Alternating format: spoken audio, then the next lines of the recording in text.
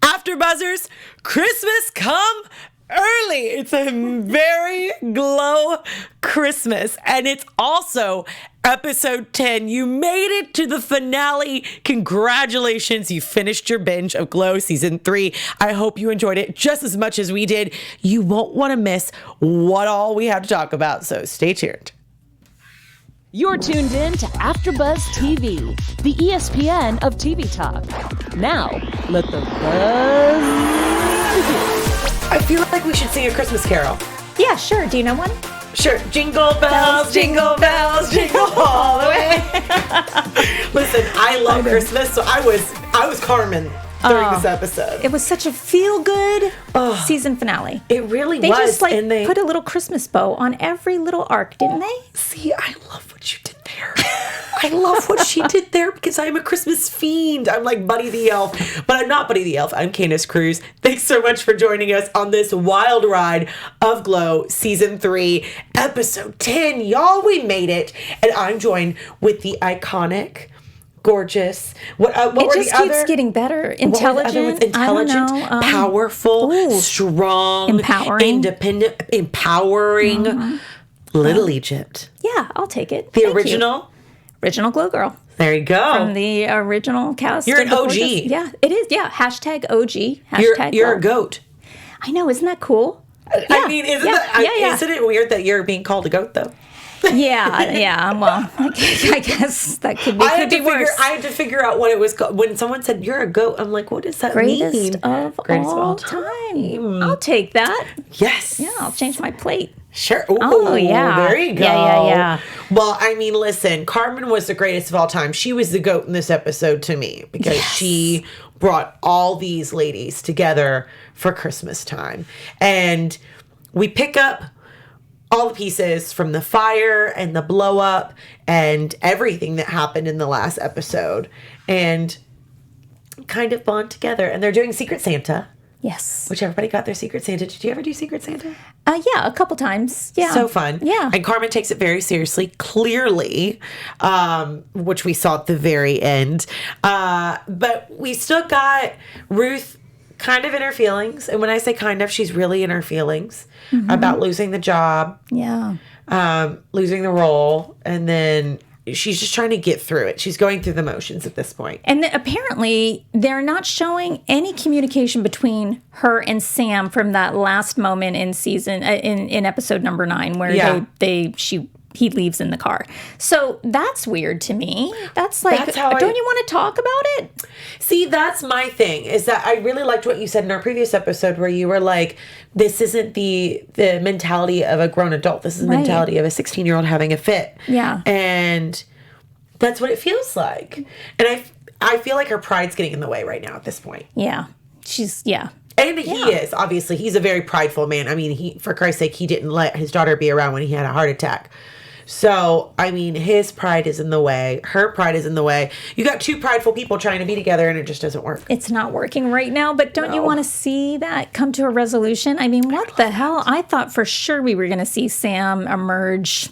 I mean, he was in a scene with Justine, and you saw him trying to set up the paperwork so she's the legal guardian of, his estate. Legal rights. Yeah. Which was kind of cool, actually. I thought that was a beautiful moment, and I think it was nice to have him in there. I mean, obviously, I wanted the happy ending with him and Ruth, but I don't think we're going to get that for a while, to be honest with you. It's kind of like when you're watching other shows and you're like, I really want these two people to be together, but you can't really have them together because you're going to miss all the tumultuous moments within of like, I want them together, but they're not together, or they're going to be... I feel like we're going to be more interested with them having the push-pull. So. Do you wish you would have saw more of Sam in season 3? I don't know. Because honestly, I think he had a very, pivotal storyline. Yeah. I don't think we needed to see him more necessarily to get the full effect of what his character was giving us. Because even though he wasn't there, he was absent in a lot of the episodes, he was still being brought up or thought about, or the conversations were about him. So as a character, I think he was brought up plenty. I thought that there was a full storyline. As an actor, I don't think we got to see enough of Marc Maron in this season. I didn't think so either. I just think he's just so great on screen. He's incredible. Yeah. He's such a talent. And we had him God. on last season. So if you guys didn't watch last season's after shows, hop on over and watch those because we did get to sit down with Marc Maron and he was lovely. Oh my God. What a great interview. We didn't have to do anything. We just sat there and just listened. I was like, tell me more. You don't want to stop someone on a roll like that. No. He was great. He really was. Mm-hmm. And I mean, obviously we see everybody on a roll because it's Christmas and they want to do something a little bit different. Yes. And we're having Ebenezer Scrooge and the Christmas Carol glow. What did you think? So fun. Oh my God. I think the best part was watching Zoya, right? She's the character Zoya right now in the ring. And she's got this sleeping cap on that's like about 3 feet tall because her hair's 3 feet tall. I just think, and she was just so beautiful. Of course, Zoya's going to be Ebenezer. What a great fit. Right. And they just fit everything in so beautifully. And that backflip. Oh my God. Mm-hmm. That was a nice move. So tell me about that, like when it comes to moves like that. Is that, obviously they're wanting to keep the moves within time periods. Mm-hmm. Was that something that you guys had mastered at this point? That only a couple of them did. Okay. For example, Susie Spirit, because she was a gymnast. Right. Like only the ones that really knew what the hell they were doing would ever attempt something like that. So when I saw that, I immediately thought, I think I saw Susie Spirit do that once off the ropes. She would flip off the ropes. It was beautiful. It was beautiful. God, we had some really talented athletes that wrestled for Glow, and we were able to deliver some really cool moves. Right. And I mean, I really want to get on that Q&A because if you guys didn't know, which I don't know how you don't know, but you need to know this, that the ladies are taking over the Glow Instagram. Yes. A lot of the gorgeous ladies of wrestling from season 3 will be on there, and I believe Allison will be taking over soon. So I'm going to hop on over and try and ask her that question of if she really did that move and how long it took her. Because, I'm pretty sure she did not do that move. Because she has a stunt double have you seen her stunt double? Looks just like her. Yeah, I would. Because I know she does a lot of her own moves. I will say that. That one, there's no way. If she did, I would freaking be so excited. So you have to find out if she did that move. That would be what I would be doing if that was her. Yeah, I would be doing that. Yes. Because I would be like, there's no way with all the acting training that they have to do to get the lines in and do all that they would be able to put in that type of effort to flip off the top ropes. I mean, that was a flip. That was a full-on flip. Off the top ropes. Yeah. So, yeah, and they cut away, right? I mean, you I'm going to have to go back and watch that again because it was like... But you know what? I would be surprised. That match, though, was fantastic between her and Carmen. Oh, yeah. It was so beautiful. It was like a dance. Yeah, now Carmen, she does not have a double that can do those moves. So Carmen's doing a really fantastic job. She's really evolving as a wrestler. She is, and obviously we saw that at the end with Carmen, that she is going to be leaving Glow. Not necessarily the show, so y'all don't freak out because I don't know this. You don't know this. Nobody knows. But she is leaving to go on tour with her brother. With her brothers. Yeah. And as a matter of fact, when the end of season 2 happened for the Real Glow team, we like 98% of the cast left with David McLean to go on the Power Tour. We left Glow. Okay. They had to recast, so that's why there's a whole new crew in season 3 and 4. But we wanted to be wrestlers. And we wanted to be in front of live audiences. And we believed David would make that happen for us. You know? So I understood that moment that Carmen had. Like, I was just like, yeah, girl, I mean, you're in the ring, you're taking bumps. You can't be doing the same show every night. Yeah, and by the way, that never happened in Glow. We never had the same show every night. We were filming a live show once a week. We didn't have a recurring show every single night.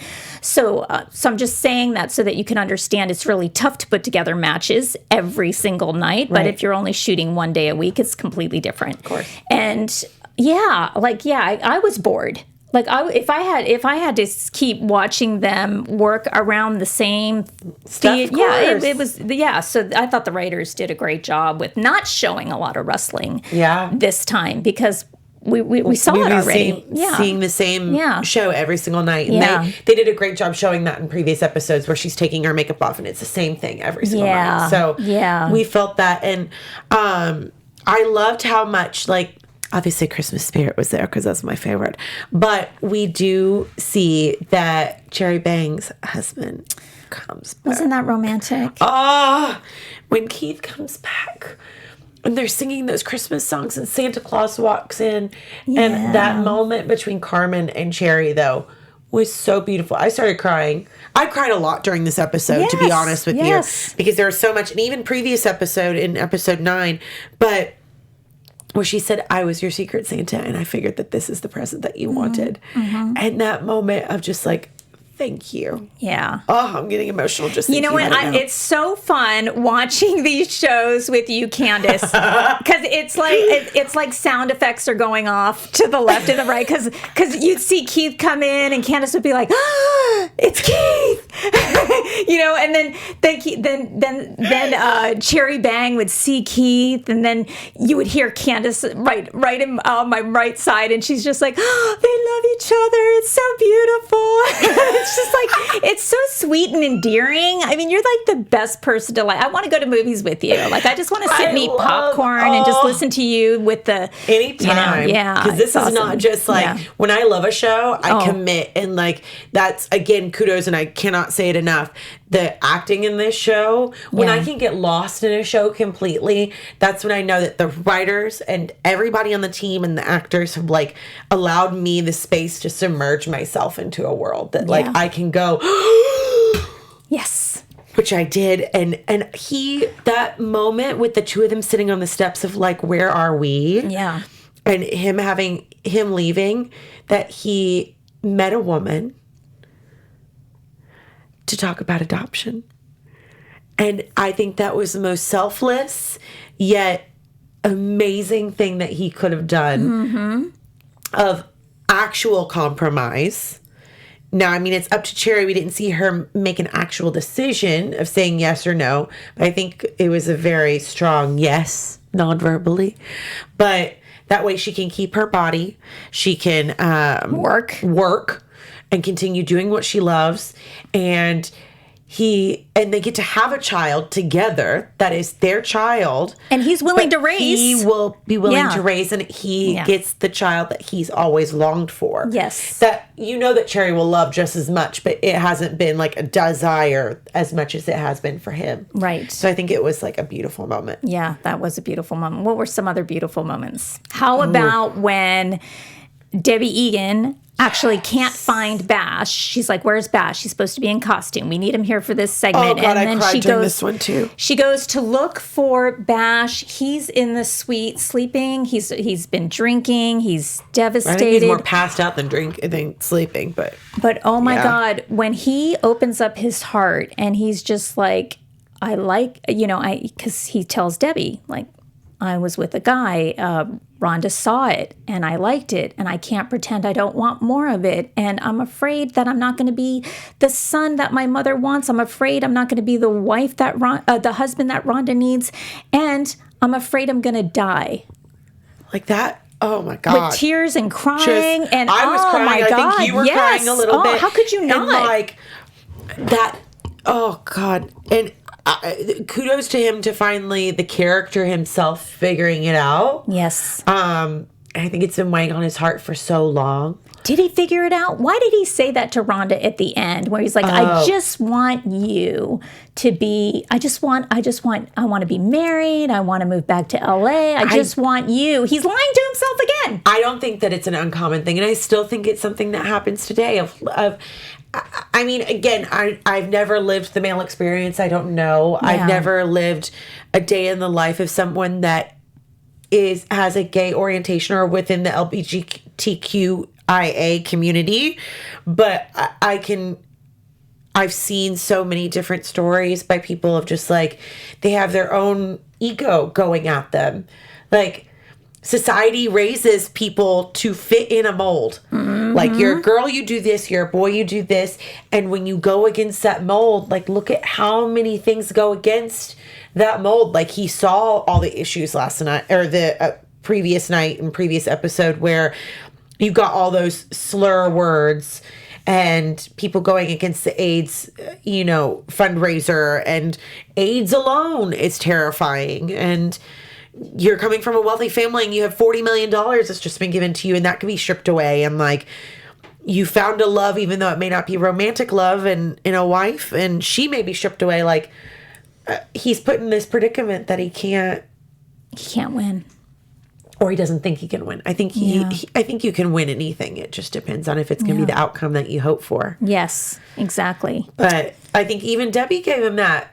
She was like, I mean, you can have whatever you want. Yeah. He's like, I just want to move back out to LA, and this is where the power turns. Yeah. Which I love. Yeah, she takes the reins. She does, and I want to backtrack to bring us back to this point of Debbie and Tex having this conversation in the bathroom about one of his deals that he's doing.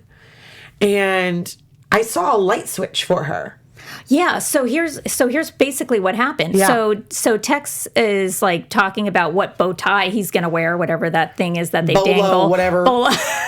Whatever Texas people do with the tie thing. Yeah. And she's like, hey, well, you kind of are undercutting the dude. I was looking at the paperwork, and you're kind of lowballing him. And he's like, wait a minute, how are you knowing these numbers? And she's like, well, I'm just paying attention. He's like, your job's not to pay attention, in a nutshell. Your job's not to pay attention. It's to look good. It's to distract the people I'm talking to. That's all I want from you, baby. And she's like, oh, so that's my job here in this relationship? It's been going on for 6 months. She realizes for the first time that a light bulb goes off, like you said. And I mean, she even came into the relationship talking about being a producer. Yes. And it seems like he's very supportive of that. But it's interesting to see he's just supportive of the idea. But when it comes down to it, he's not really actually supportive of it. Yeah, he thinks, if I were going to give Tex any credit, I think he's trying to protect her. Like, he wants to put her in a bubble. He wants to give her everything she wants. But then she doesn't need to be in a high tower. She's fine. Yeah, I get. Yeah. What would it hurt to have her take some bumps in the real life, right? Like, life doesn't happen to you; it happens for you. You know. Love that. We have to. And then it brings us back to where we were talking about earlier with Bash and her conversation, where she's like, I have a business proposition for you. Yes. And she lays it all out for him. He's like, how do you know all of this stuff? Yeah. She's like, because I'm going to steal it from my boyfriend. Yep. We're stealing the deal. Yes. I love it. Yeah. Such a badass. Because as soon as Tex finds out, clearly they're not going to be in a relationship anymore, and right? Guess what? That's okay. I think she's okay with it. I think she's okay with it. She sure did it. get her power back quick, didn't she? See, here's what I love about the Debbie Egan character is that you think what she wants is an easy life. She wants to raise her child. She just wants peace. But what she wants, in my opinion, is that she just doesn't want to do what she's already done. She wants something new. She wants to continue to empower. She wants to continue to challenge herself, right? Yeah. Otherwise, she wouldn't have found what Tex said threatening at all. She'd be like, "Oh, okay, baby, I will be your showpiece. I didn't realize I wasn't allowed to think." Something. Do you know what I mean? Yeah. I don't, and that's not appealing to a lot of women, but it does appeal to some. And that's okay as well. Yeah. There's a place for everybody. But I think, I don't know, it just, to see that last moment. So obviously we've had Christmas. We've had the amazing Christmas Carol performance of Glow. Yes. And now the ladies are finally leaving to go home for the holidays. And some people are picking up people to come to Vegas and everything. And Ruth and Debbie have finally found this common ground. Yes. And they're finally back to what we originally saw them in their relationship at the very beginning of the show. A good friendship. A solid friendship. And they've both evolved so much, or at least we thought they had. And then as Ruth is leaving, Debbie is chasing after her and gives her this incredible business proposition of saying, I'm the president of this new network. And we got the deal. I want you to direct it. Yes. And she says no. Yeah, basically don't you know I'm not done because you think I'm done, because you think I can't act, because you think my career in acting's over. I never gave you permission. I never said I was all in. You don't know me at all, Debbie. And then she walked down the flight. Yeah, she walked into her flight. I was like, damn. Well, then I hope Ruth becomes an Oscar-winning actress because she's definitely paying a big price for her dreams. She is like definitely paying a price. Well, I mean, what would you, in this scenario, if you're given both of those options, what would you choose? I would definitely look at everything as an opportunity. I'm like, okay, so I get to direct, and who said I can't still star? Like, hello, like put that together, like who says you're only a director? Like you get to call every shot. Yeah. I don't know. I feel the same way. I'm like, there's no straight route to any ending. Like, there's every different way and every different way to get to the end destination that you're hoping for. Yeah. And I think she's just been so butthurt by the Sam situation and then this role that she didn't get. And then, she's just trying to figure out where she's at in Glow. And now you finally have a relationship with your friend and she doesn't actually believe in you. The one person you thought believed in you is now saying that they don't either. Yeah. Well, what the hell do I do? Yeah. Like, I guess I would be that way too. But you got to give her credit for sticking to her guns. Yeah. Right? Like, she's driven. She is driven. Ambitious. She's going for it. Yeah. And I hope it pays off. I hope she becomes the best actress in the world. And I think that Debbie is doing it as well. I think she's finally finding her own identity. Yes. She's already seen the success with it acting that Ruth is so much longing for. Mm-hmm. But I think Debbie's been on the other side where she's like, the roles I'm getting aren't fulfilling. So I want the power. I want to be able to like do something. And make those decisions. Yes. Because Debbie sees, if you ask me, and if anyone cares, Debbie is looking to use her abilities to empower and make a difference in the world. Yes, right? Absolutely. And you're right. She can't do it in a scene. She has to do it behind the wheel. She has to do it in a position of power. And for her, that's what's giving her her purpose in life. Right. And true happiness comes from having a purpose. Ruth hasn't found happiness yet, I believe, because she does not have a strong purpose. Yep. Being a great actress is a gift. It's a skill. It makes money. But what would she do with it when she does become a great actress? Does she have a why? Yeah, there's no why there. No. Debbie, clear why. Carmen, clear why. Everyone's gotten a nice little finish at the end of the season, except for Ruth. Well, Ruth, we love you, but we just don't know what to do with you. I think that's perfect. Basically. God, this has been such an incredible ride. Yeah. What did you think overall of the entire season? What are your overall thoughts? It was my favorite season. Really? Yeah. Okay, why? Yeah.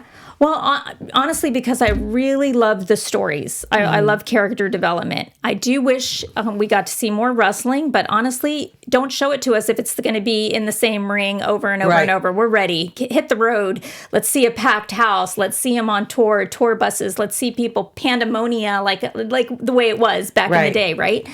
When I would love to see a change up. I'm not seeing it. And honestly, season 4, if there was a prediction, it doesn't have to be in Vegas anymore. We saw Vegas. We saw the casino. We saw the rooms. Let's move on. Let's go somewhere else. Well, we've got a network coming for us, so... Yeah. Maybe it's back to LA. Yeah. What do you think? I think for me... Oh, God, it's really hard to discriminate between all the seasons because I think they've all been so incredible. But I think this is where they finally hit the groove. Yeah. Like, I feel like I know these characters. I feel like I'm starting to get to know them on a deeper level. I feel like there's so much more depth. Like, obviously, there's been incredible storytelling throughout the entire show's run. But I think they're really making strides and making conversations coming from this in season 3, and they've pushed the envelope to say the least and left us shocked and hot and bothered and heartwarming and emotional. I mean, every emotion you could want, you got from season 3. So I give it a 10 out of 10, man. What else can they do? 10 out of 10. Right. There's nothing else. There's nothing else. It was absolutely incredible. Thank you guys so much for going on this journey with us. Yes. And with the Gorgeous Ladies of Wrestling. I know you guys have loved the season just as much as we have. We want to hear from you. Let us know your thoughts, what your favorite episode was, who your favorite character was, their storyline, your predictions, because obviously we don't know whether we're going to get a season 4 or not.